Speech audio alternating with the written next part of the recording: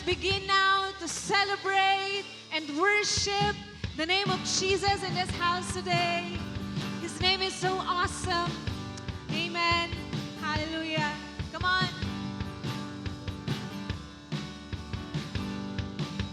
Hey. Thank you, Jesus. We honor your name in this house today.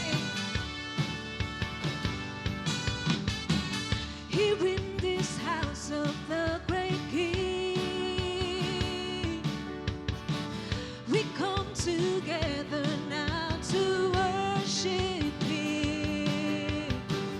This house is built on Christ the rock, cannot be shaken, cannot be shaken. Come on, once again we sing. Here in this house of the great King, we come together now to worship Him. Yes, Lord. This house is built on Christ our rock, cannot be shaken, cannot be shaken. Sing, God is awesome in this place. God is awesome in this place. We sense His presence as we sing His praise. There is power here for miracles to set the captives free, makes the broken whole. God is awesome, yes He is. He's so awesome. God is awesome in this place. Come on, clap your hands for Jesus. Lord, thank you for your goodness and mercy.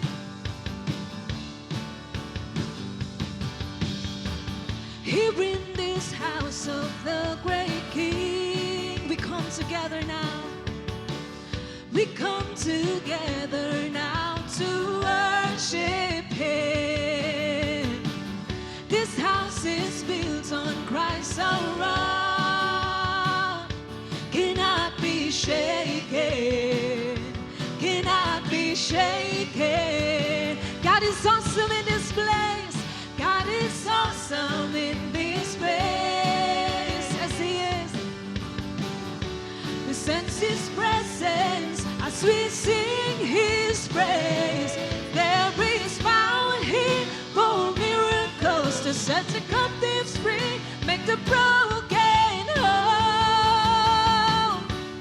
God is awesome. He's so awesome. God is awesome in this place. Come on, clap your hands like this for Jesus. If you believe that He's so awesome in your life. Hallelujah. Thank you, God. I found where I belong. I'm a living stone. In your house I will grow. I found where I belong. I'm a living stone. In your house I will grow. Once again we sing.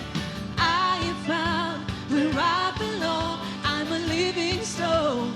In this house I will grow. For the last time, I found where I belong. I'm a living stone. In this house I will grow. Oh, there is power. There is power here for a miracle to set the captives free, make the broken whole. God is awesome. He's so awesome. God is awesome in this place. Once again, come on, we sing. God is awesome. God is awesome. Yes, He is. He's so awesome. God is awesome in this place. Yeah, yeah, yeah. Come on. Let us declare that there is no other name like Jesus. His name is greater than any other name. Amen. That's why I will continue to declare the name of Jesus Christ. Hallelujah. Come on and sing. There is no other name, no other name like Jesus. Come on and shout. There is no other name, no other name like Jesus. There is no other name, no other name like Jesus. There is no other name, no other name like Jesus. You are good all the time, and your love endures forever. You are good all the time, you are good. Come on, church. You are good all the time, and your love endures forever. You are good all the time, you are good. Come on, we sing, He's good. You are good all the time, and your love endures forever. All the time, you are good. For the last time, come on, we sing, He is good all the time, and your love endures forever. You are good all the time, you are good. There is no other name like Jesus. There is no other name, no other name like Jesus. No other name like yours, Jesus. Come on, shout it out. There is no other name, no other name like Jesus. Yes, Lord, there is no other name, no other name like Jesus. You are good. Yes, Lord, you are so good. Come on, give the best up offering to the good God, the good Father, and a good friend. Hallelujah. And this time around, church, iikot po tayo for 60 seconds para kamayan, kamustahin po ang mga nakasama natin today as we gather and worship the Lord. Okay lang po ba yun? Amen. Come on, let us now begin our Light 60.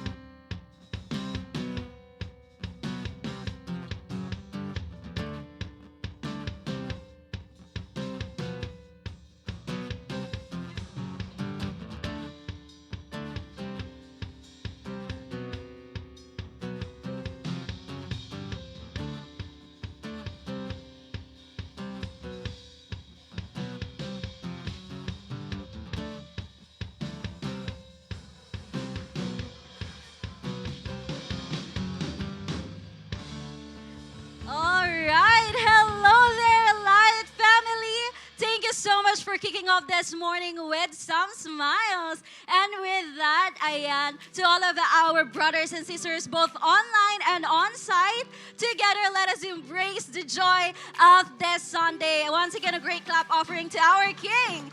Amen. And with that, makakaupo na po tayong lahat. Thank you so much. Just a quick reminder lamang po para sa bawat isa, pwede na po nating ilagay sa silent mode ang ating mga phones and mobile devices to keep us focused as we hear God's Word today. Ayan, ngayon pa lang, thank you so much na sa cooperation ng bawat isa. Sa kabilang banda, ayan, para naman sa mga pinakabagong balita sa loob at labas ng ating simbahan, here's our light news. First up, ayan, Look Alive School of Discipleship students. Alright, for you are now on the 4th week of your classes. Kaya naman po, munting paalala sa lahat ng ating estudyante out there to please continuously attend our classes every Friday, 7 p.m. dito mismo sa loob ng ating simbahan. At sabay-sabay po tayong matuto at mas lumalim pa sa ating pagmamahal at pagkilala sa ating Panginoon. Amen po? Amen. And moving on, let us grab this opportunity po to acknowledge and welcome some of the most important persons that we have today. Ang ating mga new friends and first-timers, palakpakan po natin sila. Amen. Ayan. Sa lahat po ng ating new friends and first-timers on-site, pwede po ba nating itaas ang ating mga kamay if this is your first time?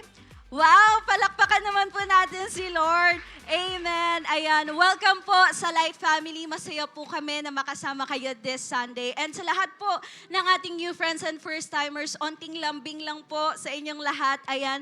Please wag po muna tayong aalis agad-agad because we would love to have the opportunity to connect with you sa ating consolidation area. Ayan. So please stay for a few minutes lamang po after ng ating celebration.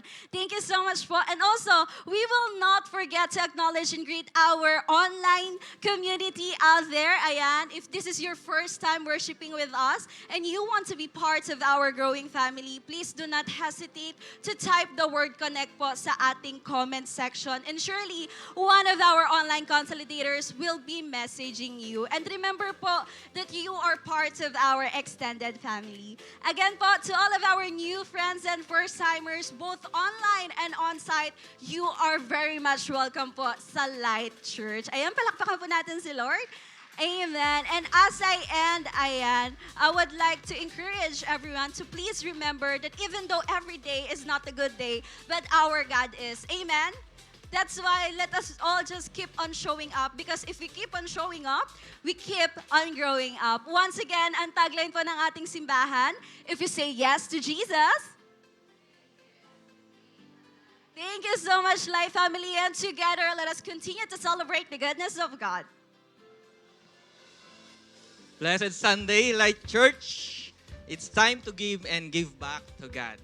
Now, let me introduce myself. I am Coach Arman and currently working bilang supervisor and graphic designer sa isang printing and graphics company. Before the end of 2023, nag-testify na rin ako sa kabutihan ng Panginoon sa akin, sa family ko, pagdating sa finances, physical, spiritual, especially sa trabaho, paano niya ako promote, paano niya ako pinagkalooban sa trabaho. But pagpasok ng 2024, we experience difficulties pagdating sa finances. Talagang dumating sa point na nagkulang kami dahil nga po, nagkaroon yung problema yung company at dumating sa time, napilitang alisin yung mga incentive at mga bonuses na inaasahan namin pambayad ng loans, pambayad ng bills at ibang pangangailangan pa. At ang natira na lang po is yung minimum wage na alam naman po natin na talagang kulang pagka may pamilya tayo. Okay? So, during that time, may nabasa ako sa devotion ko. Ang sabi niya, sa Genesis 22:6-8, ipinapasa ni Abraham kay Isaac ang kahoy na panggatong, dala niya ang apoy at patalim. At magkasama silang lumakad. Tinawag na Isaac ng pansin ang ama. Ama, ano iyon anak? Tugon ni Abraham. Mayroon po tayong apoy at panggatong, ngunit nasaan ang tupang ihahandog? Tanong ni Isaac. Sumagot si Abraham, anak, ang Diyos ang magbibigay niyon. Kaya't nagpatuloy silang sa paglakad. Ipinakita dito yung trust at complete obedience ni Abraham pagdating sa Panginoon. Na kahit nag-iisang anak, hindi niya hinayaan at talagang in-offer niya ito sa Panginoon. Kaya that time, I realized, sabi ko, baka naman may gusto makita yung Panginoon sa puso ko pagdating sa pagbibigay. Kaya I decided na magbigay ng first fruit. At napakahirap po sa akin kasi nga po, yung inaasahan kong first fruit, yun yung pambayad ng bills, ng loans, panggatas, at pang-aral ng anak ko. Sabi ko, paano ko masusustain yung mga yun? But kalaki po niyan na pinili ko po na magtiwala sa Panginoon. After that, alam niyo po paano kabuti yung Panginoon. Binigay niya ako ng wisdom na mag-create ng product na pwedeng pagkakitaan. At alam niyo po itong product na to, hindi lang siya na pagkakitaan, kundi sumapat po siya sa pangailangan namin. This month, nung time na yon until now, bumenta po siya within a month ng 100 pieces, mahigit. Na talaga namang, palakpakan mo natin Panginoon, na talaga namang kumasya sa pangailangan namin. No? At hindi pa po natapos diyan dahil alam niyo po, itong product na to, ginamit ng Panginoon to raise fund para makatulong sa iba. No, amen. Napakabuti ng Panginoon, palakpakan po natin siya. Okay, dalawang bagay po yung itinuro sa akin ng Panginoon. Una po, yung magbigay ng buong puso at may pagtitiwala sa Panginoon. Trust Him in all aspect ng ating buhay. Ibigay natin sa Kanya yung mga bagay na inaasahan natin at hayaan natin siya yung kumilos sa mga problema at pagsubok natin. Pangalawa, ang pagbibigay hindi naka-base sa laman ng bulsa, pero sa laman ng puso natin. Amen?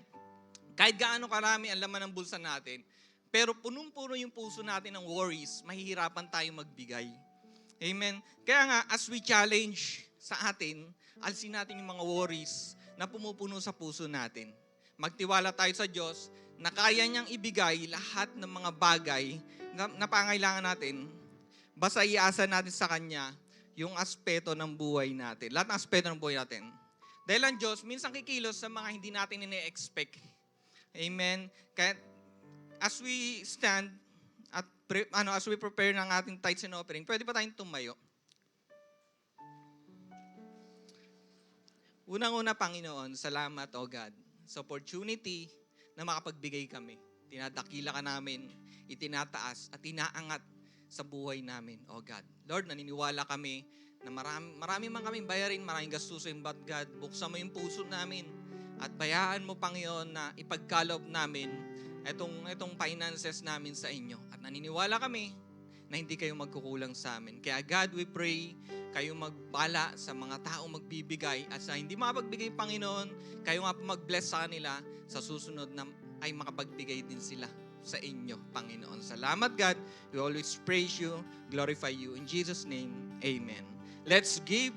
May mga share po dyan sa paligid kung saan pwede tayo magbigay ng ating tithes and offering. And I believe, hindi pa tapos si Lord. Patuloy po tayong mag-expect ng may experience natin ngayong araw. God bless us all.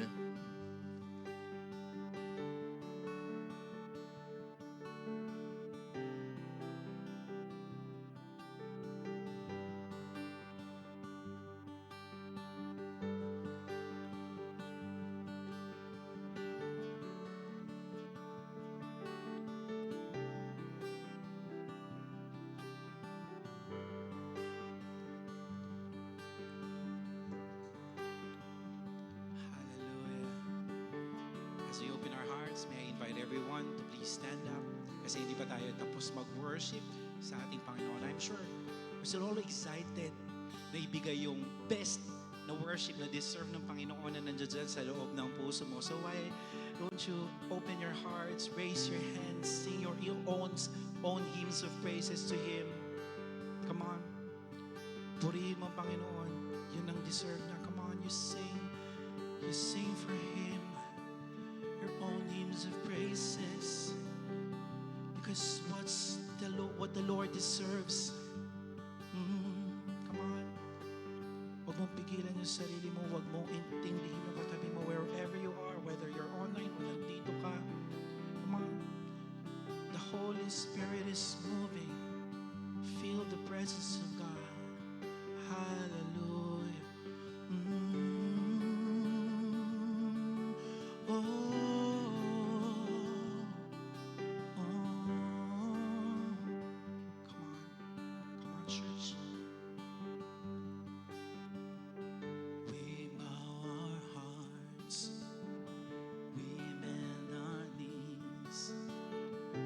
Spirit, come make us humble.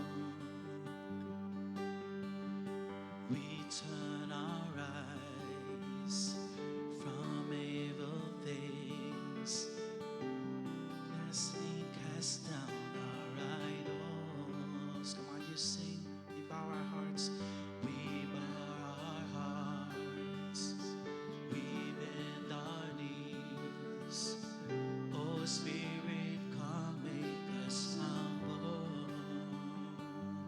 Turn our eyes, we turn our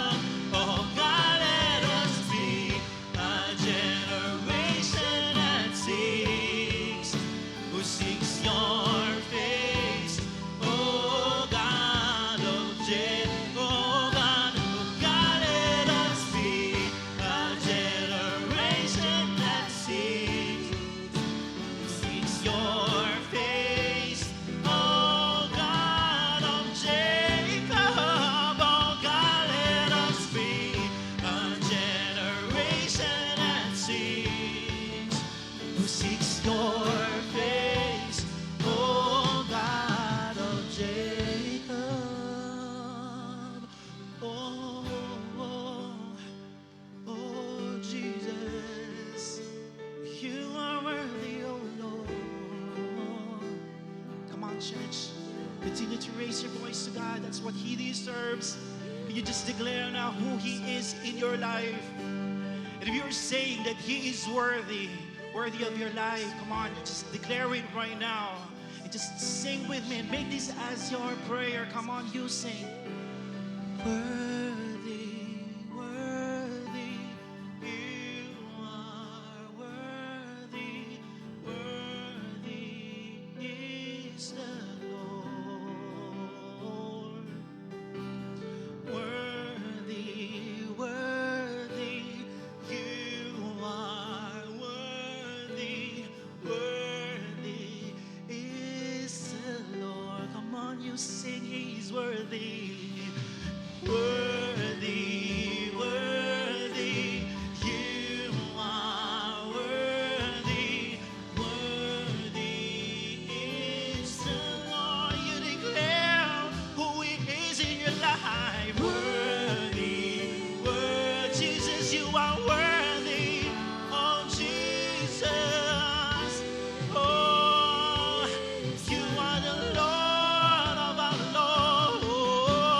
Worthy, worthy, oh, you are worthy. Come on, you declare, you shout who He is in your life. Come on, church, you sing, worthy, worthy, you are worthy, worthy is the Lord. Here I am, take me as an offering. Oh, here I am. Oh, I'm giving this life to you, oh Lord. I'm giving this life. Oh, Jesus, for your glory. Yes, here I am. Take me, oh Lord. He's an offering. Here I am, giving every heartbeat for your glory. Yes, you are worthy, worthy, worthy. Come on, church, you are worthy. Yes, you are worthy, oh Lord.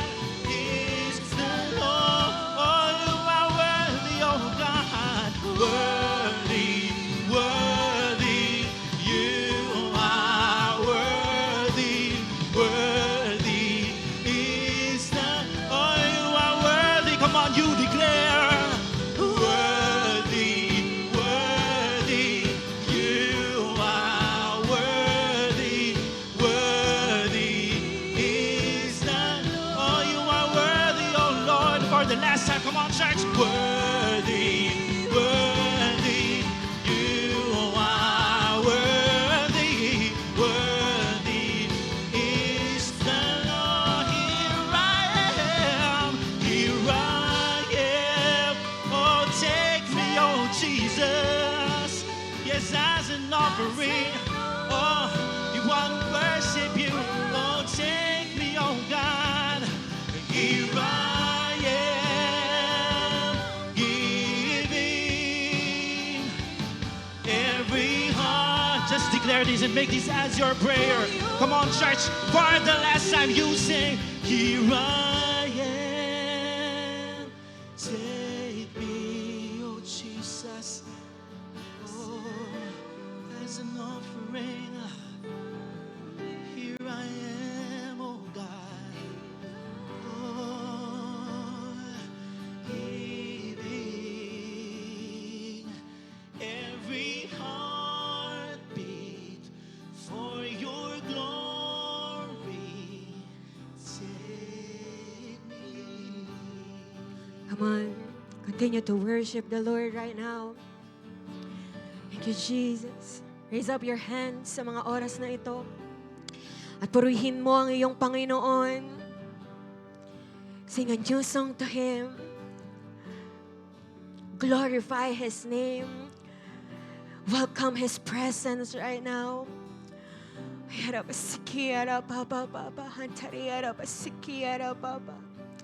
Jesus, we welcome you in this place.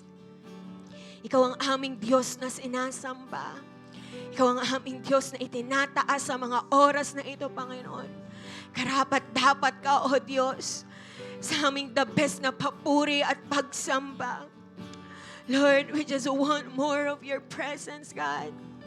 We just want more of you, Panginoon, of your word, O God, sa buhay namin. Wala kaming ibang ina-adore ngayon, kundi ang kagandahan mo, O Diyos. Wala kaming ibang inaasam ngayon, Panginoon, kundi ang presensya mo. Wala kaming ibang inaasam ngayon, Panginoon, kundi ang pagkilos mo sa aming mga buhay. Lord, we magnify your name. You're our wonderful, precious, good God ng aming mga buhay. Salamat, Panginoon, sa pagkakataon na ito na mapapurihan ka namin. Salamat, Panginoon, sa pagkakataon na ito na itataas namin ang ngalan mo, Panginoon, na itataas namin ang aming mga kamay freely, Lord God. Freely kaming nakakapag-worship sa'yo. Thank you, Lord. Na bagamat meron kaming mga pinagdadaanan, burden sa buhay, O God. May mga problema kami, pero Lord, in worshiping you, God, nakakaranas kami ng kapayapaan. Lord, nakakaranas kami ng kagalakan sa presensya mo, Panginoon. Napapalakas kami, O God. Lord, yung akala namin in worshiping you, O God, na ikaw lang, Panginoon, ang nakikinabang. Pero Lord, even us, God, nakikinabang every time na nag-worship kami sa'yo. We are satisfied. We are complete because we are doing our purpose. Every time we worship ka namin, every time na gino-glorify namin ang ngalan mo, God. Sa mga oras na to, handa na kami, Panginoon, sa pagkilos mo sa buhay namin. Lord, handa na kami, Panginoon, sa pagbabagong gagawin mo sa aming mga puso. Handa na kami for correction. Handa na kami for your rebuke, O God. Wala kaming ire-reject, wala kaming ire-resist, O God, sa anumang mga salita mong ipagkakaloob sa amin. Tatanggapin po namin ang lahat ng sasabihin niyo po sa amin. Thank you, Lord. We glorify you, we magnify you, God. Sa iyo po, O Diyos, lahat ng papuri, lahat ng pasasalamat, at lahat ng pagsamba. We love you, we praise you, we appreciate you. In Jesus' name, amen. Amen. Come on, best cup offering to God. Hallelujah. Bago ka umupo, pwede bang kamustay mo muna yung katabi mo? Sabi mo sa kanya, kamusta ka? Ayan, sige, sagutin mo din naman siya. Okay lang ako, bless naman. Ayan, sige po, makakaupo na po ang lahat.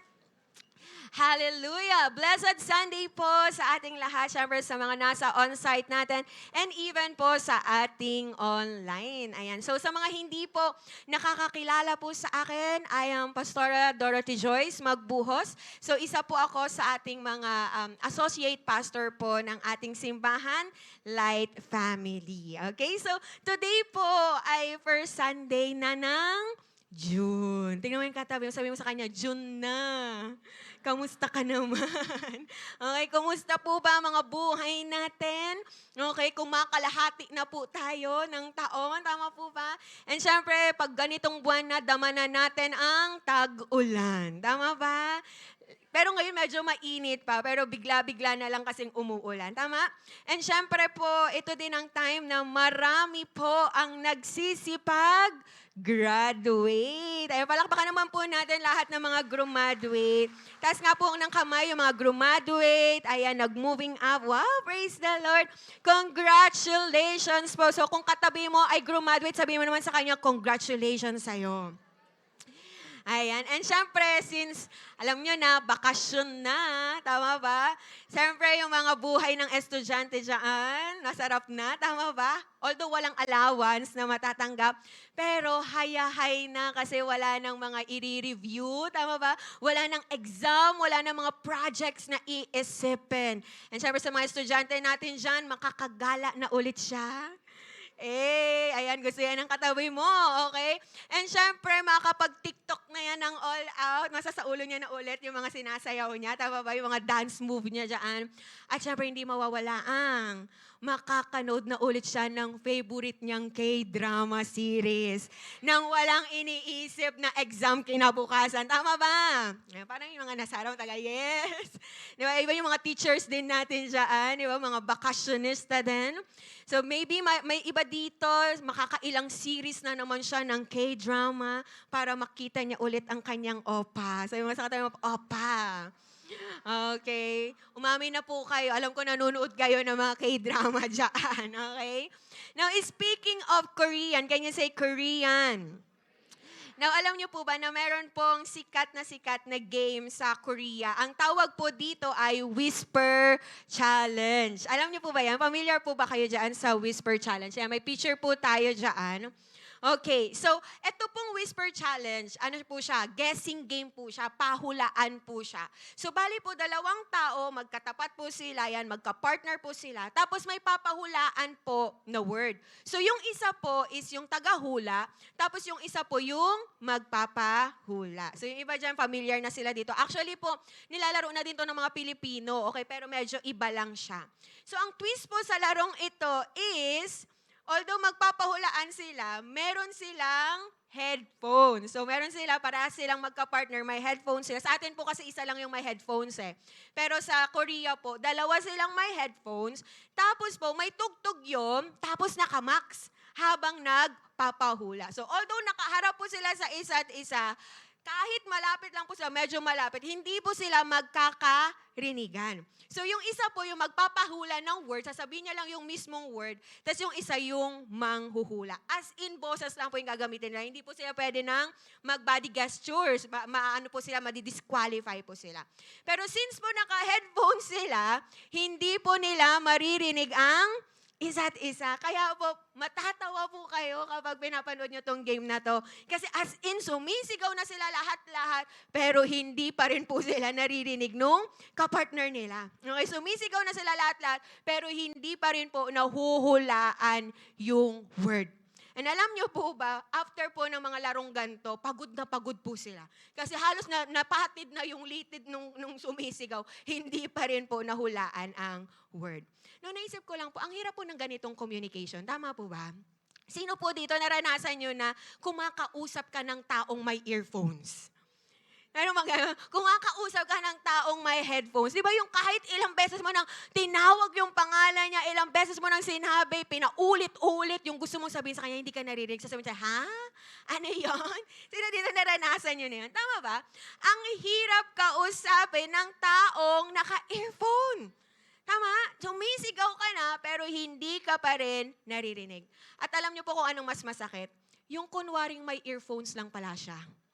Pero wala talagang tugtog. Wala talagang pinapakinggan. Tama ba? Yung naririnig ka niya, pero pinili ka niyang huwag pakinggan at pansinin. Oh, sabi mo sa katabi, oh. Di ba? Well, ngayong araw na po na ito, ang panalangin ko po, lahat tayo makikinig. Tama? Sa salita ng Lord, okay? Kung ano mang ibababas sa atin ngayong araw na to, makinig tayo, and syempre yung pakikinig na may pag-intindi. Amen? So, may kinalaman po siya ng pag-uusapan natin ngayon. Sino po dito excited na siya sa mapag-uusapan natin?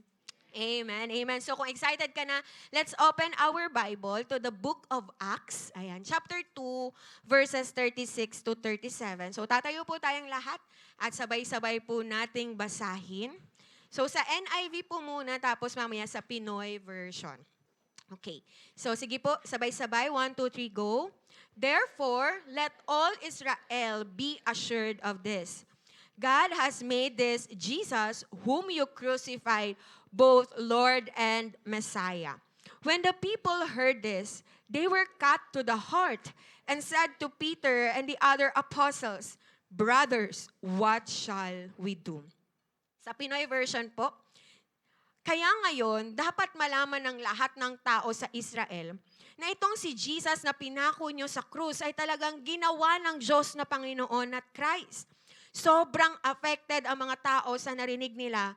Kaya sinabi nila kay Peter at sa iba pang apostles, mga kapatid, anong gagawin namin? So ang Diyos po mapagpala sa kanyang salita. Can we all close our eyes and let's pray, Lord?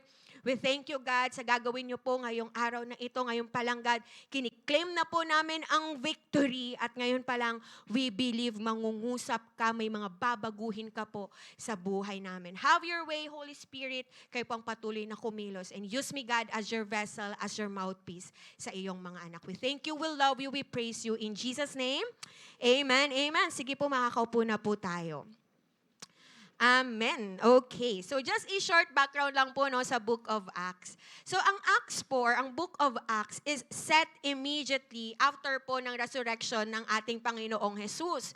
So nagpakita po ang Panginoong Jesus sa kanyang mga disciples at apostles po sa iba't ibang kaparaanan, okay, after niyang ma-resurrect. At bago po siya umakyat sa langit, bago po siya mag-ascend sa langit, sinabi niya po sa kanyang mga disciple in Acts 1:8, ang sabi niya doon, but you will receive power when the Holy Spirit has come upon you. And you shall be my witnesses both in Jerusalem and in all Judea and Samaria and as far as the remotest part of the earth. Okay? Now, Jesus here po is telling them kung anong mangyayari.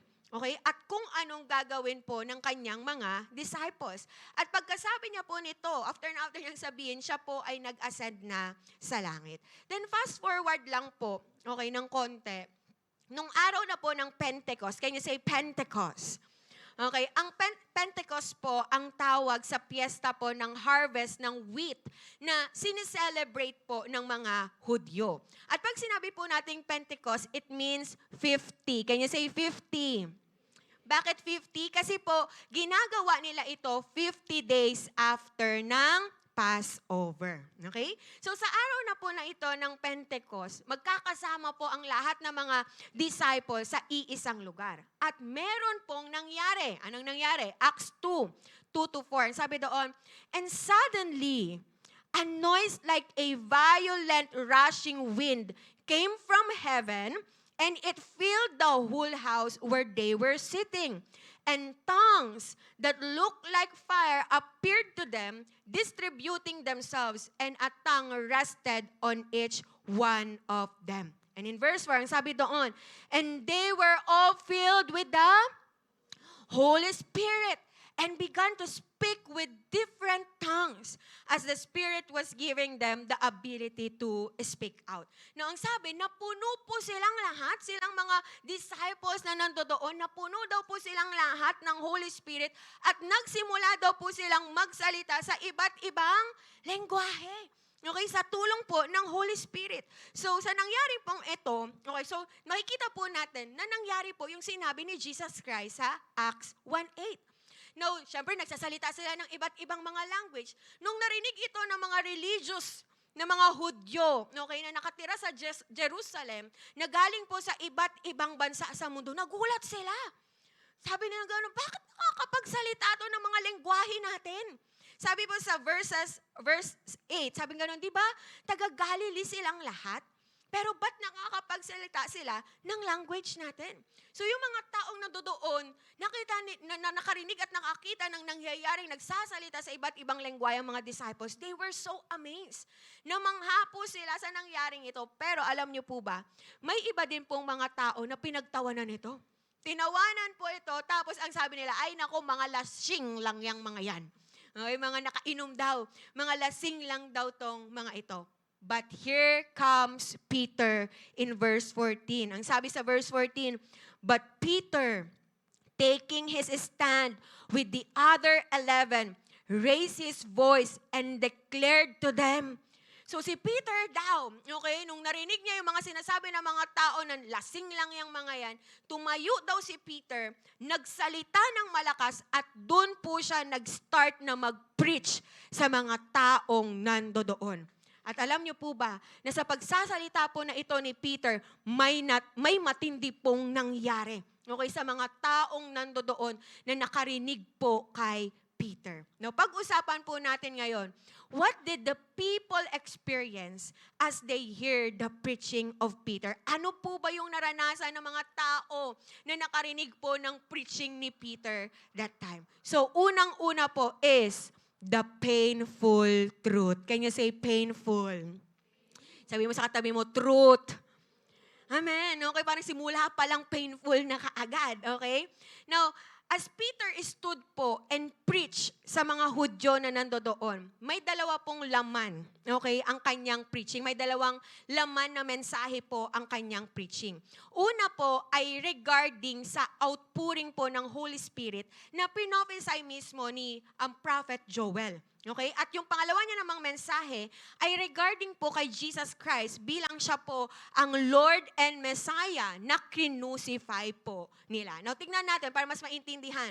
Tignan natin yung unang-unang mensahe po ni Peter. So, una, Peter quoted Prophet Joel's prophecy about the outpouring of the Holy Spirit. So we know the story dahil nga may mga Hudyo na pinagtatawanan. Okay, at ang thinking nila ay lasing lang ang mga disciples na nagsasalita sa iba't ibang languages. So ang ginawa ni Peter, in-explain niya to, sabi niya gano'n, hindi sila lasing. Actually, kung babalikan niyo yung sinabi ni Peter, sabi niya doon, 9 a.m. pa lang. Hindi sila lasing, sabi niya.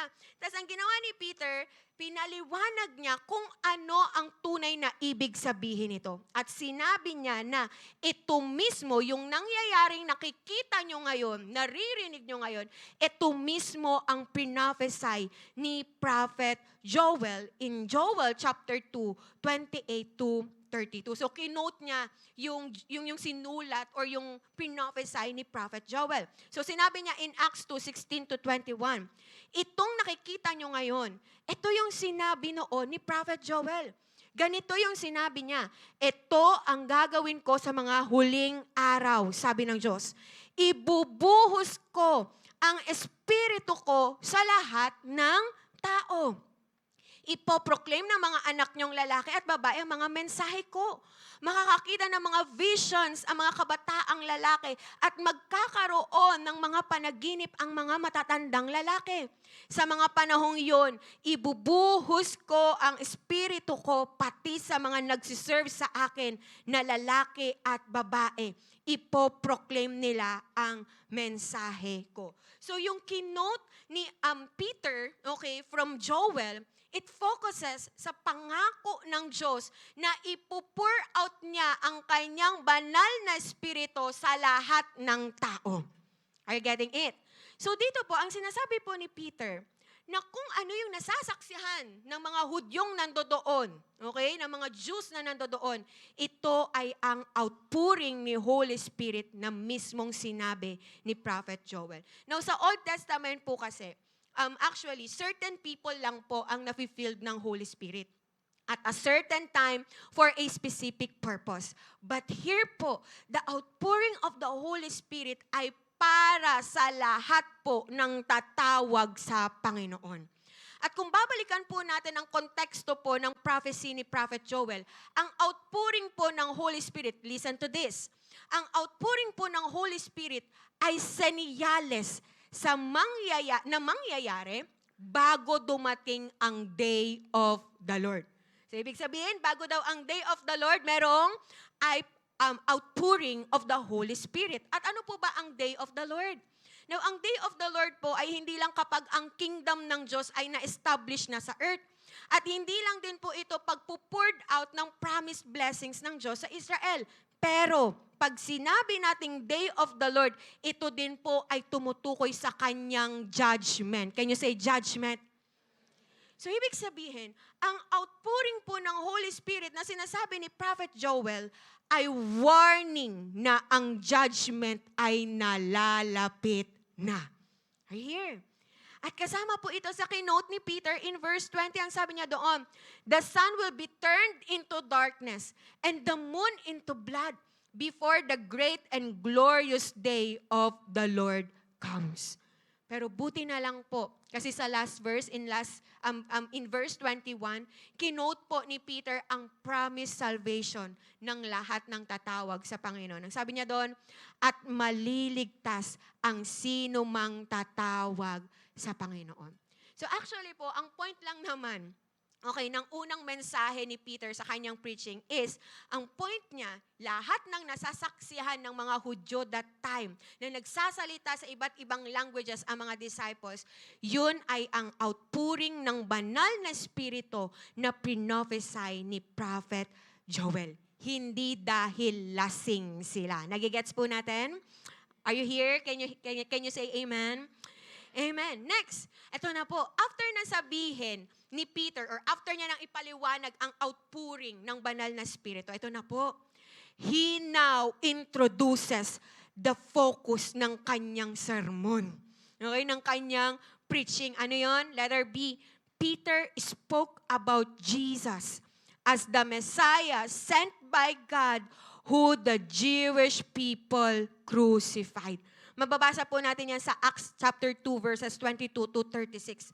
Actually po, bago niya ibaba, itong pinaka-highlight ng kanyang preaching, sinigurado po ni Peter na nakuha niya ang atensyon ng mga taong nakikinig sa kanya. Anong sabi niya? Sabi niya, "Men of Israel, listen to these words." Kinuha niya yung atensyon. Okay? Now, pinakita po, sa mensahe niya na to, pinakita po ni Peter ang mga pruweba, ang mga proofs na si Jesus po ay ang Messiah na matagal nang hinihintay ng mga Hudyo. Now, listen po. So, nagbigay po ng mga pruweba si Peter at ang unang-unang pruweba na nilatag niya na Messiah si Jesus Christ is ang works ni Jesus Christ. Okay? His works. Ang sabi niya in Acts 2:22, nang ginawa ni Jesus na taga Nazaret ang mga himala at mga nakakabilib na bagay na patunayan sa inyo na pinadala siya ng Diyos. Alam nyo to kasi dito mismo nangyari ang mga yon. So ito daw pong mga Hudyong ito na nakikinig that time, they are aware of the miraculous works of Jesus Christ.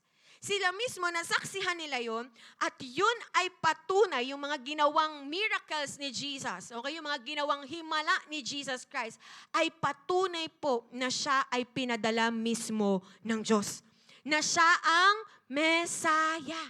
Pero alam niyo po kung ano nakakalungkot, we know the story, kasi in spite ng lahat ng mga miracles na yon na ginawa ni Jesus, they rejected Jesus Christ. At alam niyo po kung anong worse? Pinapako nila sa krus at ipinapatay sa mga taong makasalanan. Tama ba? Pero hindi po natapos doon ang purpose ng Diyos. Dahil God supernaturally raised Jesus Christ from the dead as He planned. Kaya nga po, pangalawang pruweba, okay, na nilatag ni Peter na si Jesus ang Messiah is, number 2, His resurrection. So after ng miracles, okay, is His resurrection na nagpapatunay na siya ang Messiah. Ang sabi sa Acts 2:24, pero binuhay ulit siya ng Diyos. Pinalaya siya sa kamatayan kasi hindi siya kayang pigilan nito. It's very clear that the power of death could not hold the Prince of Life, Jesus Christ. At bilang proof po na si Jesus ay resurrected, kinote po ni Peter ang Psalm ni David sa Psalm 16. Nang sinasabi doon ni Peter, this Psalm ay tumutukoy sa person na greater than David. At sino po yon? Walang iba kundi ang Panginoong Jesus, ang Messiah. Kung saan kinote po ni Peter sa Acts 2:27, sabi niya ganon, ito yung sinabi ni David in Psalm 16. Dahil hindi mo ko iiwanan sa mundo ng mga patay at hindi mo hahayaang mabulok ang lingkod mo sa libingan. Na ang point dito, hindi pwedeng si David to. Hindi pwedeng si David yung tinutukoy dito. Bakit? Dahil si David ay namatay at nanatiling nakalibing. Ang sabi dito, hindi mo hahayaang mabulok ang lingkod mo sa libingan. So ibig sabihin, ito po ay tumutukoy kanino? Kay Jesus, na nabuhay mula sa kamatayan at ito po ay na-witness mismo ni Peter at ng mga disciples. Maliwanag po ba? So ano yung una? Miracles niya, yung mga works niya. And pangalawa, yung resurrection. And lastly, pangatlo na pruweba na si Jesus ang Messiah. His ascension. And He is now sitting at the right hand of the Father. In sabi sa Acts 2:33, inakyat siya para maupo sa kanan ng Diyos. So having been raised from the dead, okay, siya ay nabuhay magmuli, umakyat sa langit, nakaupo sa kanan ng Ama. Now, this Christ is now acclaimed Lord. Can you say, Lord? Siya ay Panginoon. Ito ay patunay na siya ay Panginoon. At binigyan siya ng full power, full authority, so He has the right to reign. Kaya nga nung sinabi sa verse 36, therefore, let all Israel be assured of this. God has made this Jesus whom you crucified both Lord and Messiah. Can you say Lord? Messiah. Now, the message of Peter is very clear. It is so clear. Ano yon? Jesus Christ is Lord and Messiah. Clear po ba? Ito yung katotohanan, ito yung laman ng sinasabi ni Peter sa preaching niya. Pero maybe nagtatanong kayo, Pastora, saan po doon yung painful truth? Di ba? Yun yung number 1 natin. May painful truth. Alam niyo po kung anong masakit sa katotohanan na ito na sinabi ni Peter sa kanila? Napatotohanan po bang Messiah si Jesus? Yes, dahil sa works niya, dahil sa resurrection niya, dahil sa ascension niya. Pero alam niyo po, ang masakit na part dito, ang sabi sa verse 36, therefore, let all Israel be assured of this. God has made this Jesus, whom you crucified, both Lord and Messiah.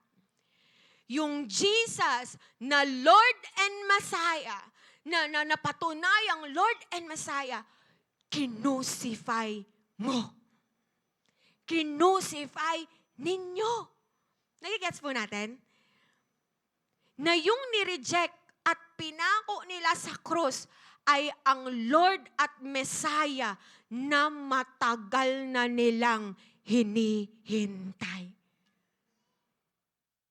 Mapapansin nyo, hindi po nag-sugarcoat si Peter. Ang tapang po niya. Hindi siya nag-sugarcoat. Yung Messiah na yun, yung Lord na yun na Jesus Christ, kayo ang nagpako sa Kanya. Sinabi niya directly na sila ang nag-crucify sa Messiah. Now, kung isa-summarize ko po in Tagalog, okay? Ang preaching po ni Peter, it goes like this. Alam nyo ang tungkol kay Jesus. Alam nyo ang tungkol sa kanyang buhay at ministeryo. Alam nyo ang tungkol sa mga himala na ginawa niya, nasaksihan nyo yun. Alam nyo ang tungkol sa kanyang pagkamatay. Marami sa inyo ang nakakita sa kanya na ipinako sa krus. Binuhay siya ng Diyos mula sa mga patay. Nakita namin siya. Pinanood din namin siyang umaakyat kung saan alam namin na siya ay nakaupo sa kanan ng Ama hanggang sa kanyang pagbabalik. Dahil umakyat na siya sa Ama, tinanggap ni Jesus ang pangako ng Ama na Holy Spirit na ngayon ay ibinuhos sa amin kagaya ng nakikita at naririnig ninyo ngayon. Ito ang Jesus na ipinako nyo sa krus. Sakit po, no? This is the painful truth na narinig ng mga kausap o ng mga kausap na Jews ni Peter that time. They crucified their Messiah. At ano pong sunod na nangyari? Dahil sa binabang ito na masakit na katotohanan ni Peter. Number 2, what did the people experience as they hear the preaching of Peter? Number 2, the pierced heart. Can you say pierced? Ang sabi sa verse 37, when the people heard this, they were cut to the heart. Can you say cut to the heart? And yours to blame. Pwede po kayong tumawa. Yung katabi mo parang na-estatwa na siya. Okay? So, cut to the heart and said to Peter and the other apostles, Brothers, what shall we do? Ang sabi po sa NASB, now when they heard this, they were pierced to the heart. So another term for cut to the heart is pierced to the heart. Now kung babalikan po natin, ano po yung unang reaction nila bago po mag-preach si Peter nung narinig nilang nagsasalita sa ibang mga languages yung mga disciples? Ano reaction nila? Yung iba, namangha. Yung iba, tumawa, pinagtawanan at sinabing, lasing lang sila.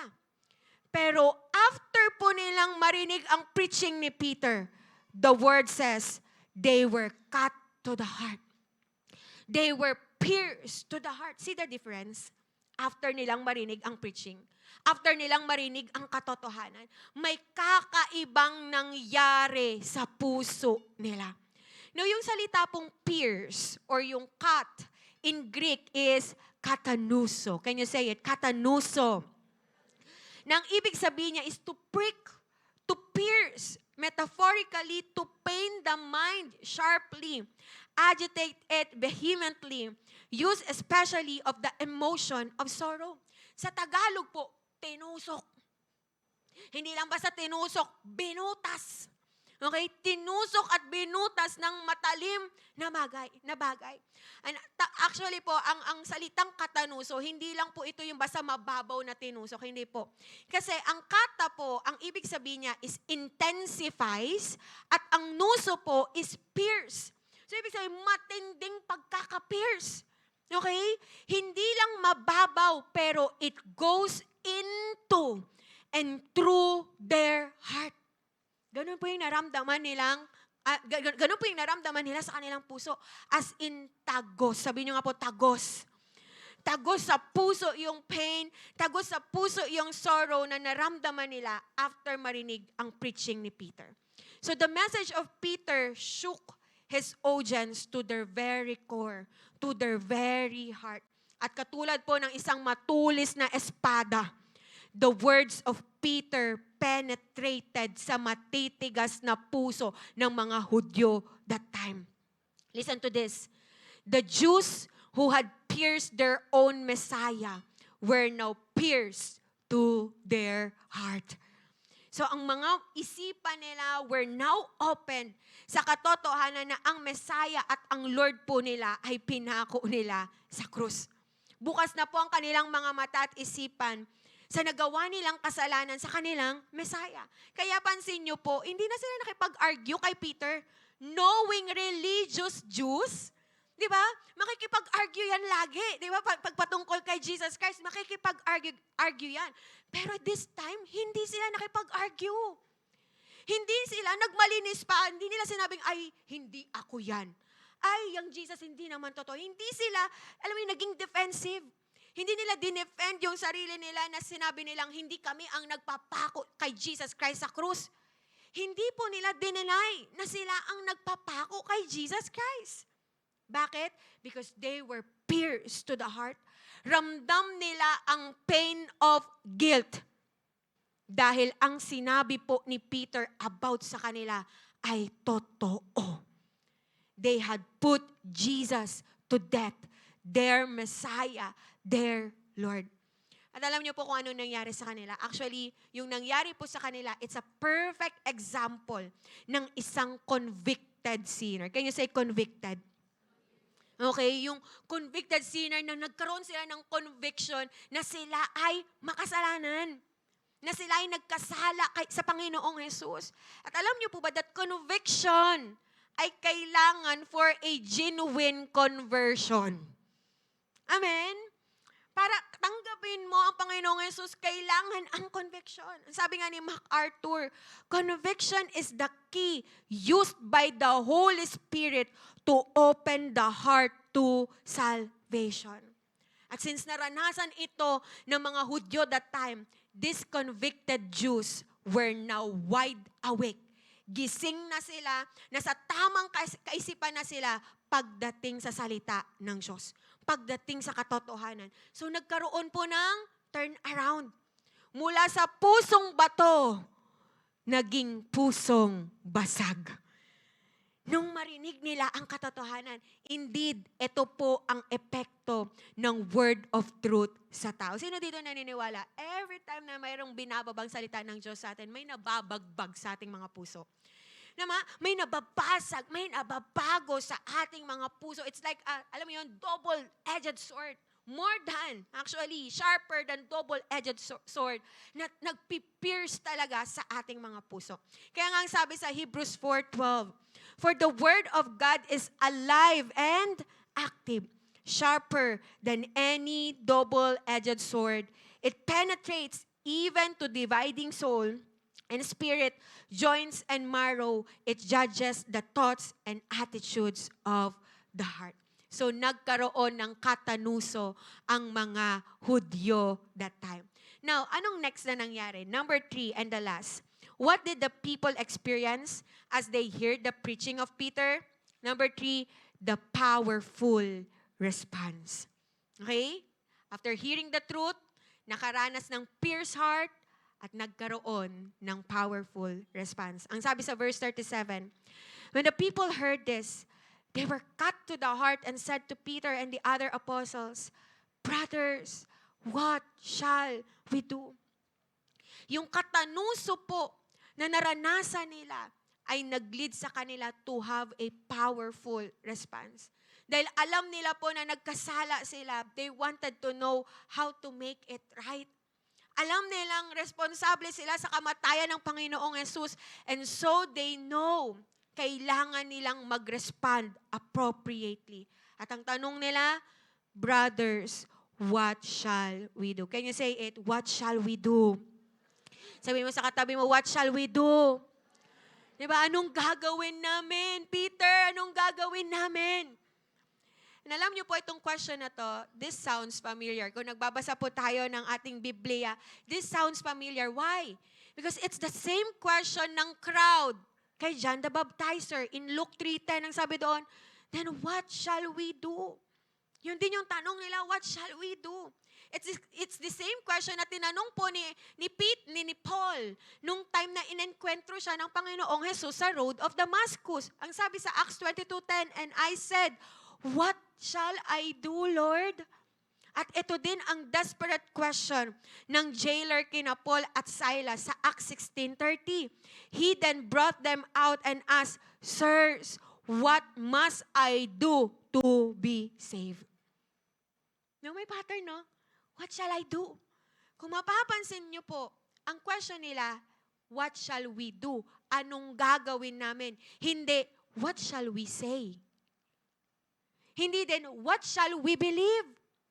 So ano po ibig sabihin nito? It's more on action. Can you say sa katabi mo, action? It's more on application.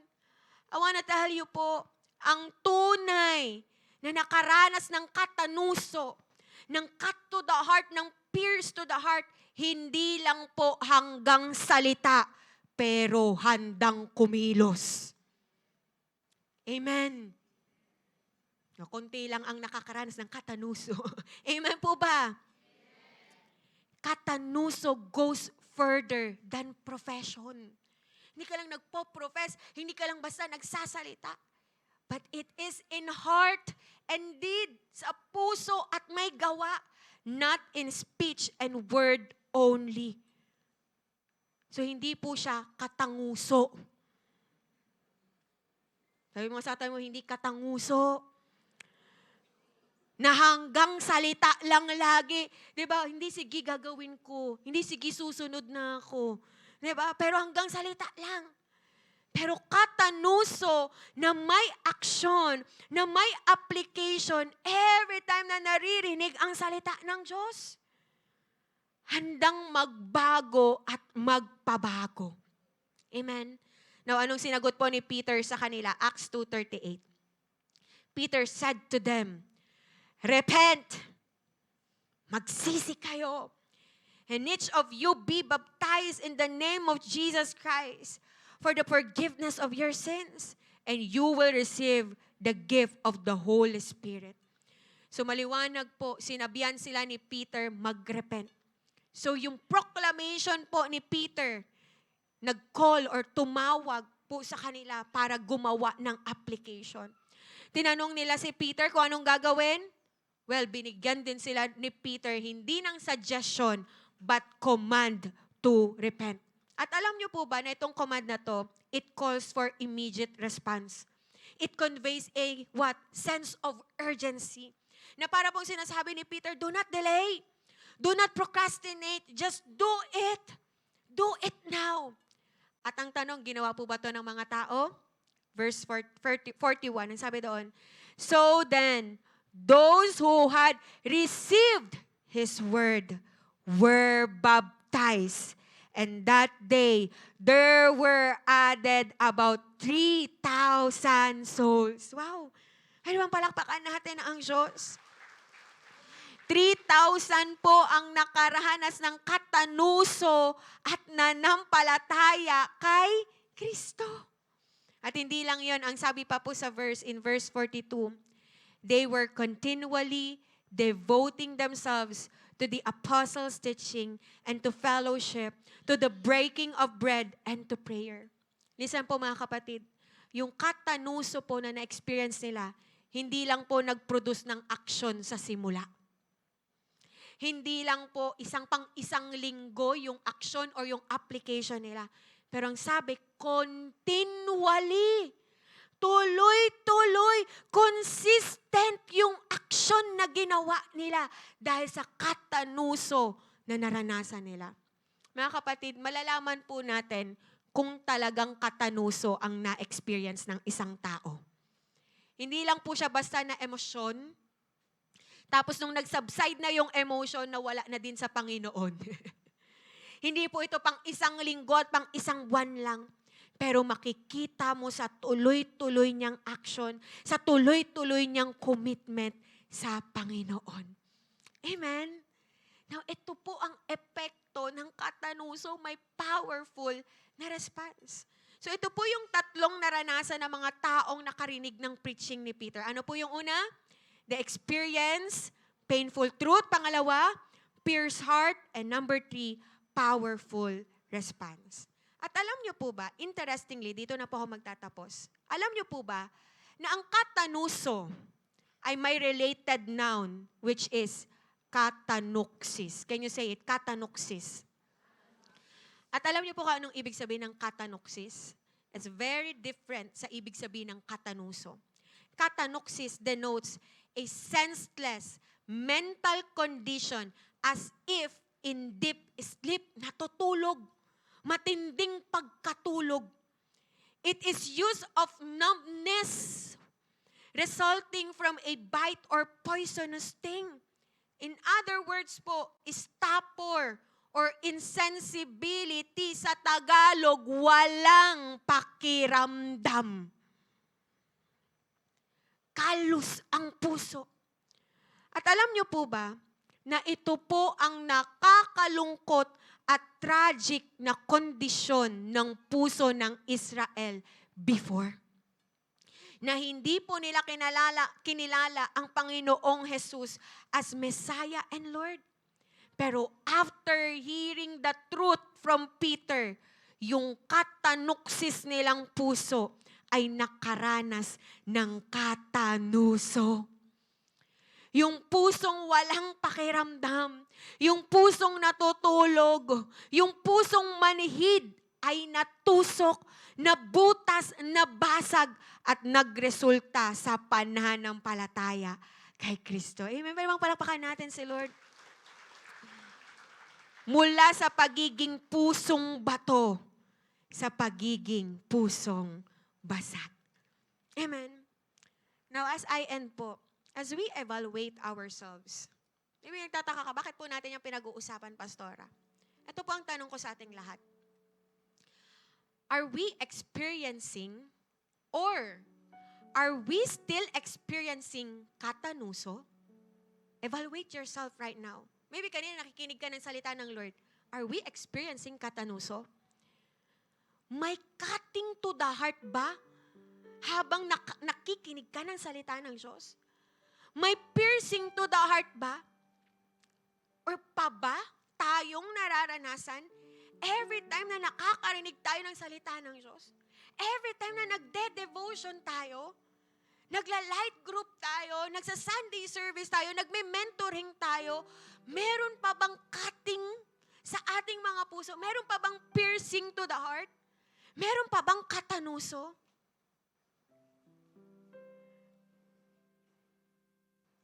Ang dami na maybe nag-share sa atin about Jesus Christ, sa mga bago po natin dito. Maybe ang dami na nag-share sa atin about Jesus Christ.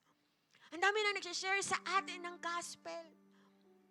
At sa mga matatagal ng Kristiyano, maybe ang dami nang nababang word sa atin. Actually, matitinding word pa. Matitinding mentoring, matitinding salita ng Diyos. Nababa ang vision, nababa ang mission, nababa ang DNA. Halos lumalabas na yung litid ng preacher, kaka-preach niya. Kaka-encourage sa atin to win souls and make disciples. Kaka-encourage sa atin, magpaka-pure na tayo. Nabitawan na natin ang ating mga kasalanan. Pero bakit parang walang nangyayari? Pero bakit parang walang aksyon? Bakit parang walang application? Why? Bakit? Tanungin niyo ako, bakit? Kasi baka in the first place, walang katanuso. Baka ang meron ay katanuksis. Walang pakiramdam na puso. Kalos na puso. Matigas na puso. Baka we are all just hearing the word, but we are not really listening. Hindi talaga tayo nakikinig. Nakakarinig, pero hindi nakikinig. Pumapasok sa tenga, pero hindi na inaalaw ang salita ng Diyos to penetrate sa ating mga puso. Right here. Ang ganda ng word. May iba, nakakaranas na, nararanasan ang pagkilos ng Diyos, pero tayo, alam mo yun, katanuksis. That is why bilang application sa ating lahat, mga kapatid, every time na nakikinig tayo ng salita ng Lord, every time nakikipag-commune tayo sa ating Panginoong Diyos, kinakausap tayo ng Panginoong Diyos, ito ang gagawin natin. Make katanuso your goal. Ang goal natin, katanuso. Now, I'll be direct and honest with you po. Tanong ko lang po, nung pumunta ka ngayon dito sa service, bago ka pumunta dito, do we desire and goal for katanuso? Na bago ka pumunta, yes, Lord, magpapabasag ulit ako sa'yo. Yes, Lord, may matututunan na naman ako sa'yo. Excited ako, Lord, sa salita mo. Excited akong magbabago sa salita mo. Do we have that kind of heart? Bago tayo umupo, kung saan ka nakaupo ngayon, bago ka makinig ng salita ng Diyos? Or it's just an ordinary Sunday na naging routine na lang. Nakasanayan na lang natin. Na kailangan nating magsimba, umattend ng service kasi Kristiyano ako eh. Pero after ng lahat ng narinig, walang nagbago. Na-bless. Grabe, bless ako. Na-amaze sa salita ng Lord. Ang ganda ng preaching, grabe. Pero may nagbago ba sa buhay? Wala. Kapatid, every time nakikinig tayo ng salita ng Diyos, service man yan, devotion mo man yan, mentorings man yan, light groups man yan, our goal ay hindi lang mamangha sa ganda ng preaching. Hindi lang yung matuwa ka sa maririnig mong salita ng Diyos. Our goal ay hindi ang pagtawanan at i-reject ang salita ng Diyos. And our goal ay hindi yung papasok sa isang tenga, lalabas sa kabila ang mga narinig na salita ng Diyos. Our goal is hayaang tanggapin ang salita niya, mag-penetrate sa ating mga puso at kumilos sa ating mga buhay. To have a humble heart. mapagkumbabang puso, hindi defensive na puso, hindi prideful na puso. Yung puso na handang makita ang tunay na kalalagayan ng buhay mo. Hindi yung every time na makakarinig ka ng salita ng Diyos, ay hindi ako yan. Ay, yung kapitbahay namin yan, sabi ko na nga dapat in-invite ko siya dito ngayon eh. Hindi ako yan. O kaya yung nagde-defend pa ng mga ginawang kasalanan, no. What we need is yung puso na handang makita ang tunay na kalalagayan ng buhay natin. Yung pusong handang umamin at tanggapin ang pagkakasala. Handang sabihin, Lord, I'm a sinner. Lord, nagkasala ako. Lord, nasaktan kita. Yung puso na handang magpabago at magpaayos. Yung pusong handang magpabasag sa salita ng Diyos kahit pa ilang beses niya na tong narinig. At yung pusong handang magtanong, Lord, anong dapat kong gawin? Handang kumilos, hindi lang basta makinig. Handang mag-apply ng salita ng Diyos. Hindi lang sa pang-isang linggo, pang-isang araw. Pero handang i-commit talaga ang buhay sa Diyos consistently. Alam niyo po mga kapatid, we pastors and leaders and the preachers of God's Word, our goal ay hindi ang magandahan lang kayo sa mga pinipreach namin. Our goal ay hindi lang basta, alam mo yun, mamangha kayo, matuwa kayo sa preaching. Our goal and our reward is ang may mabago sa buhay natin. Our goal is may bungang application at aksyon sa bawat isa sa atin. Ang panalangin ko po nawa hindi lang kaming mga pastors, hindi lang kaming mga preachers ng salita ng Diyos ang may goal nun. Sana golden ng bawat isa sa atin yun para sa sarili mo. Na every time na makikinig tayo ng salita ng Diyos, you have this kind of prayer. Lord, maranasan ko po ang katanuso. Lord, basagin mo po ako. Lord, ang goal ko ay katanuso, hindi lang basta makikinig, pero may pagbabago sa buhay ko. Again, your goal, our goal is katanuso. That is why, for the month of June, our series is entitled Katanuso. Amen. Pwede bang palakpakan natin si Lord? Katanuso na tatagos sa ating mga puso. Amen. Tatayo po tayong lahat. And this time, I know, walang exempted po sa ating lahat sa mga oras na to.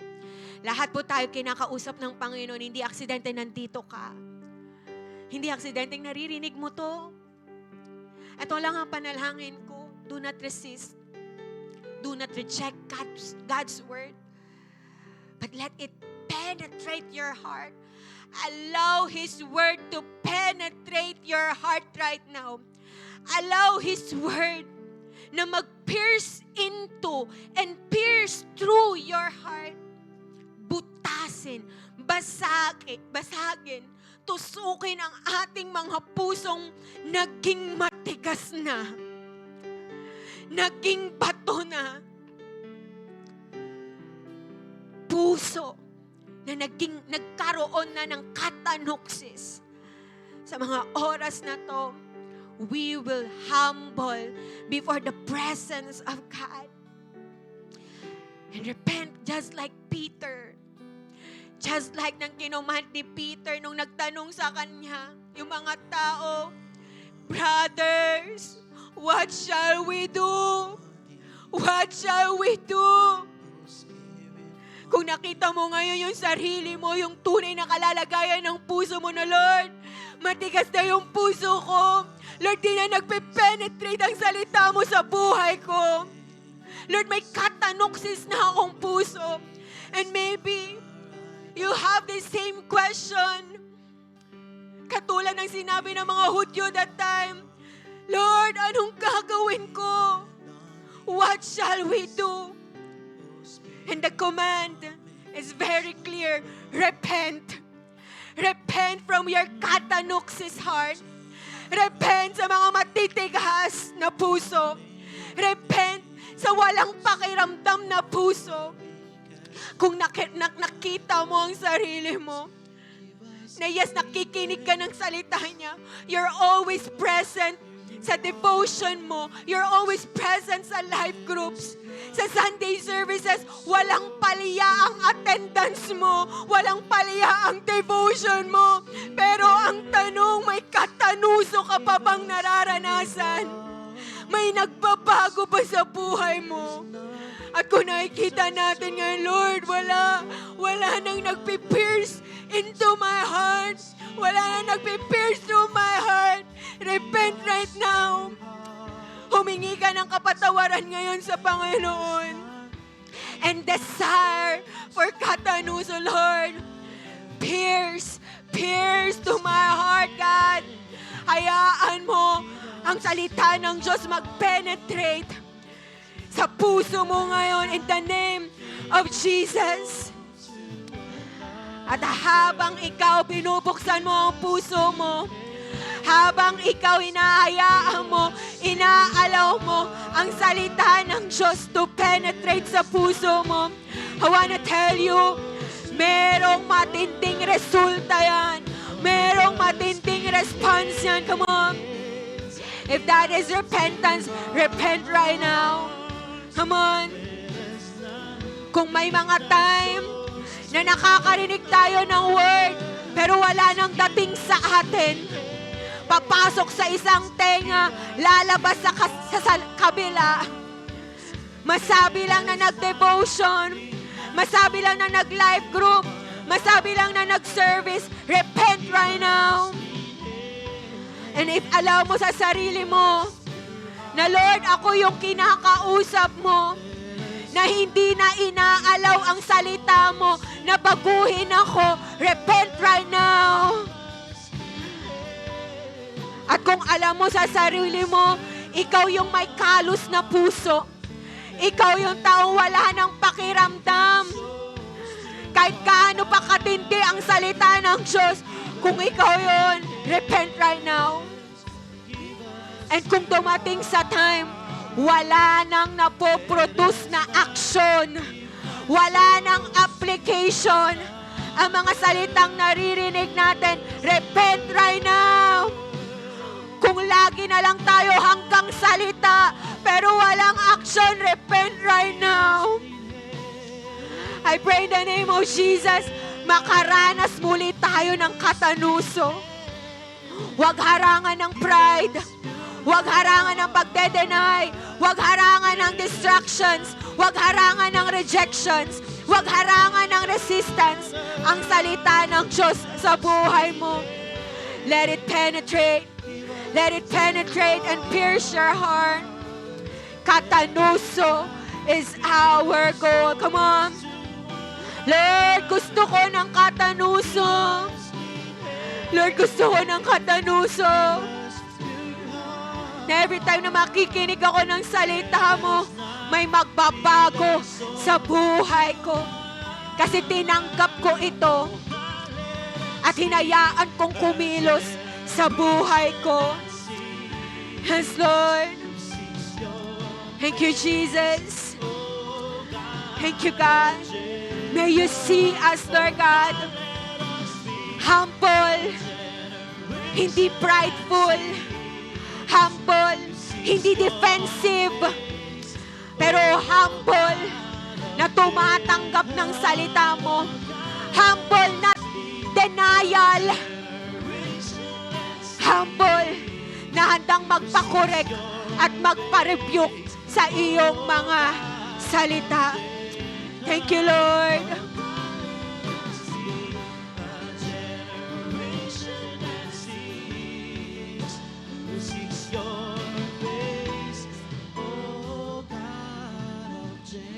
And this time, if you are that person, bago ka pa lang ngayon, first time mo nakakarinig ng ganito, or first time mo nakapagsimba, I want to tell you, Maybe ang dami nang nag-share sa atin about Jesus Christ. Alam na alam mo na yung patungkol kay Jesus. Alam na alam mo na yung gospel. Kasi ang dami na nag-share sa'yo. Ang dami na nag-invite sa'yo. But maybe, just maybe, baka kahit naririnig natin yung mga bagay na yun, yung katotohanan na yun, we keep on rejecting the truth. Pero ito yung time, hindi aksidenteng na-invite ka sa mga oras na ito. At narinig mo ang salita ng Lord, this is the time magpakumbaba tayo. And let His Word, let the truth penetrate your heart right now. Kapatid, mahal ka ng Diyos. Jesus Christ loves you so much that He gave His life for you. He died on the cross para sa'yo, para sa kaligtasan mo, para makaranas ka ng kapatawaran sa iyong mga kasalanan, at para hindi ka mapahamak. So sa mga oras na to, open your heart and make Him your Lord and Savior. If this is your prayer right now, kung ito ang desire ng puso mo ngayon, pwede ba na sumunod ka sa panalangin na to? Sabihin mo ngayon, Panginoon, ako po ay nagpapakumbaba, humihingi ng kapatawaran sa lahat ng aking nagawang kasalanan. I admit it, Lord. Nagkasala ako. Nireject ko ang katotohanan. Nag-resist ako. At hindi ka tinanggap sa buhay ko. Pero sa mga oras na ito, ako po ay nagpapakumbaba, nananampalataya, at naniniwala, Jesus, sa ginawa mo doon sa krus para sa aking kaligtasan. Panginoon, binubuksan ko po ang aking puso at tinatanggap ka, Jesus, bilang aking Diyos at tagapagligtas. Manguna ka, Panginoon, sa buhay ko. And if ikaw naman, yung tao matagal ng Kristiyano, tagal nang nakakarinig ng salita ng Diyos, why not this time, recommit your life to Him. I-recommit mo ulit ang buhay mo, ang sarili mo, lalong-lalo na pagdating sa salita ng Diyos. Na this time, nagiging tama na yung attitude ng mga puso natin. Every time na nakakarinig tayo ng salita niya, hindi na tayo magre-resist, hindi na tayo basta makikinig na lang. Pero hahayaan natin ang salita niya na mag-penetrate talaga sa buhay natin. Kahit ilang beses na natin tong narinig, still magpapabago tayo sa kanyang mga salita. You will desire, we will desire to be corrected, to be rebuked, kasi dito tayo mababago at maaayos. Lord, salamat. Kasi naniniwala ako may ginawa ka po sa buhay namin. May inayos ka po sa mga mindset namin. May inayos ka po sa aming mga puso. At meron kang mga tinibag, binasag, tinusok na mga pusong minsang naging bato, minsang naging matigas, minsang naging walang pakiramdam. Salamat, Panginoon. We recommit, we commit, we surrender our lives to you. And ikaw ngayon, na nagsuko ng buhay sa ating Panginoon, ikaw ngayon, na tinanggap siya bilang Diyos at tagapagligtas, at nag-surrender na, nag-recommit na sa ating Diyos, you are now entitled to be part of our Holy Communion. Ikaw ngayon ay tatanggap ng tinapay at ng saro. You are part of the family of God. May lalapit po ng mga ushers sa atin. Kuha po tayo ng tinapay at ng saro. Sa mga oras na to, continue to be in the atmosphere of worship to God. Pwede ba habang tinatanggap mo yan, magkaroon ka ngayon ng pagpapasalamat, pusong nagpapasalamat, pusong puno ng gratefulness sa ating Diyos. Amen. At puso na patuloy na sinusuko ang buhay sa Diyos. Hallelujah. Kung nakatanggap ka na, pwede mo bang itaas yan? Taas mo ang tinapay at ang saro sa mga oras na to. Sa mga oras na to, magpapasalamat tayo, mananalangin tayo ngayon. Hallelujah, Lord. Nagpapasalamat po kami sa Holy Communion na ito. Salamat, Panginoon, nilagay mo kami to be part of your family. Lord, sino kami? Mga makasalanang tao, Panginoon. Pero hinayaan mo, O Diyos, na makaranas ng kaligtasan, makaranas ng pag-ibig mo, ng kalinisan. At ngayon kami ay parte ng pamilya mo. Salamat, O Diyos, sa buhay na pinagkaloob niyo po sa aming for the eternal life.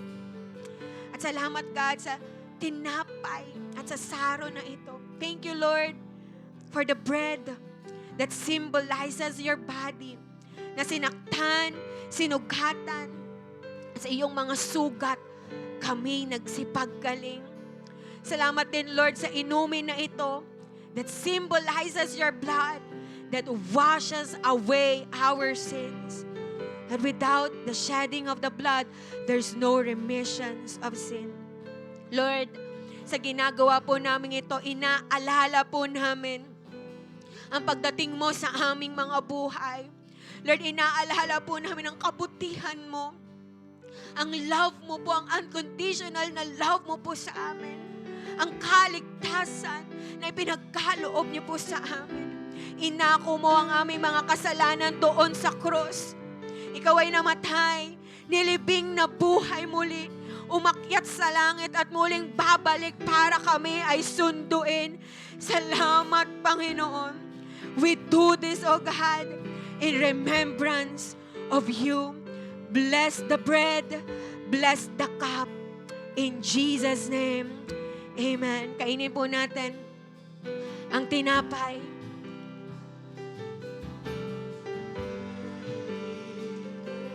Isunod po natin ang saro.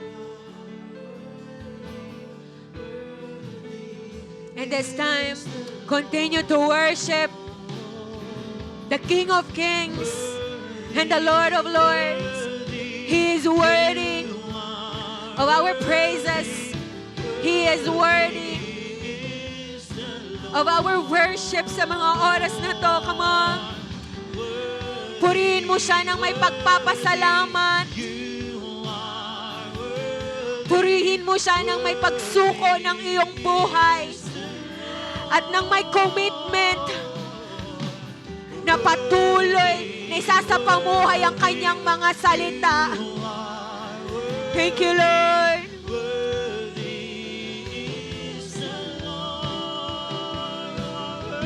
Worthy, Lord.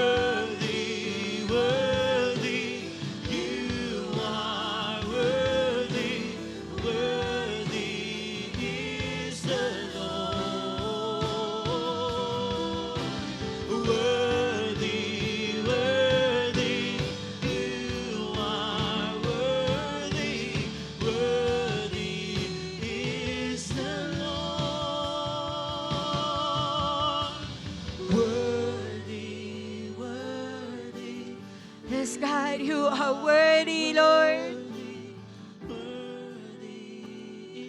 Salamat, Panginoon, sa salita mo sa aming lahat. Salamat, Panginoon, sa pagbabago at pagbasag mo po sa amin. And thank you, God, kasi binalik mo kami sa tamang puso na dapat meron kami pagdating sa mga salita mo. Lord, we desire for katanuso sa aming mga buhay, hindi lang ngayong araw na to, but all throughout, Panginoon, ang buhay namin.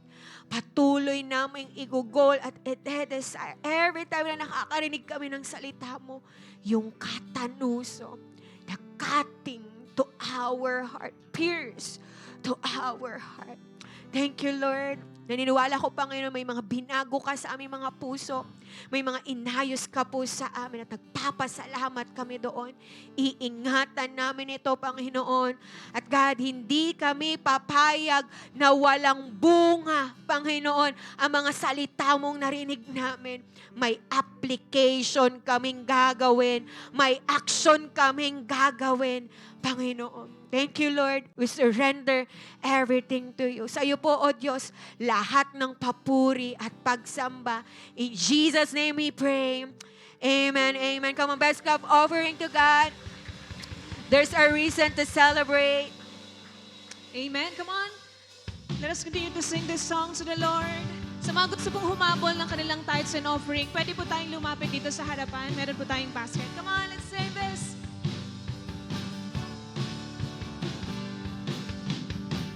Here in this house of the great King, we come together now to worship Him. This house is built on Christ our rock, cannot be shaken, cannot be shaken, cannot be shaken. Sing, God is awesome in this place. God is awesome in this place. We sense His presence as we sing His praise. There is power here for miracles to set the captives free, makes it whole. Oh, God is awesome. God is awesome. He's so awesome. God is awesome in this place. Come on, once again, we sing, God is awesome. God is awesome. Yes, He is. He's so awesome. God is awesome in this place. For the last time we say, God is awesome. He's so awesome. God is awesome in this place. Amen, amen. Sige po, taas po natin ang ating kamay and let's thank the Lord. Thank you, Jesus. Napakabuti mo, Panginoon, sa aming mga buhay. Salamat, O God, sa iyong mga salita. And I believe, Panginoon, na ito, Panginoon, ay magbubunga sa aming mga buhay. Lord, may you continue, God, na makita namin, kami po mismo, O Diyos, makita namin ang aming mga sarili na nagpapatuloy sa iyo, nagpapatuloy na nagpapabago sa iyong mga salita. Thank you, Lord. And God, patuloy niyo din pong pagpalain ang aking mga kapatid na ito. Lord, patuloy niyo pong silang samahan, saan man sila magpunta. Let your protection be upon them, God. The peace of heart, O God, peace of mind, Panginoon, ang igawad niyo po sa kanila. And tulungan niyo po sila, Panginoon, na patuloy na mag-excel, O God, saan mo man sila dinadala, anumang mga task, anumang mga responsibilities ang pinagkakaloob niyo po sa kanila. Thank you, Lord. Lord, we receive also the blessing na pinagkakaloob niyo po sa amin. Right now, pwede mo bang itaas ang iyong mga kamay and receive the blessing of the Lord? The Lord bless you and keep you. Make His face shine upon you and be gracious to you. The Lord turn His face toward you and give you peace. Thank you, Father. Thank you, Jesus. Thank you, Holy Spirit. Sa iyo po lahat ng papurit pagsamba. In Jesus' name we pray. Amen. Amen. God bless po sa ating lahat. Ingat po tayo at magkamayan po tayo. Ingat po.